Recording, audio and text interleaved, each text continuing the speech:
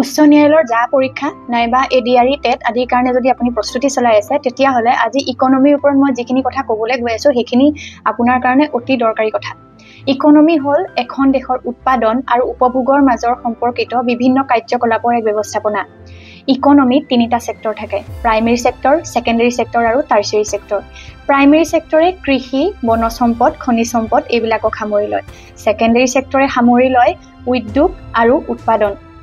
Tertiary সেক্টৰে সামৰি লয় বিভিন্ন ধৰণৰ সেৱা যেনে এডুকেশ্যন নাইবা বেংকিং, আইটি এইবিলাক। ভাৰত হ'ল এনে এখন ৰাষ্ট্ৰ য'ত মিক্সড ইকনমি প্ৰচলিত। মিক্সড ইকনমি মানে হ'ল য'ত ব্যক্তিগত আৰু চৰকাৰ এই দুয়োটা সেক্টৰৰে সমান গুৰুত্ব থাকে। এতিয়া আমি কেইটামান ধাৰণা জানো আহক, যেনেকে জিডিপি বা gross domestic product.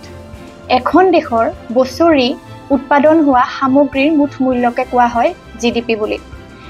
GNP gross national product. Gross national প্ৰডাক্টে এজন নাগৰিকে বিদেশৰ বাহিৰতো যি আয় কৰে তাকো সামৰি লয়। ইয়াৰ পাছতে এটা আছে পিপিপি, পাৰ্চেজিং পাৱাৰ পেৰিটি।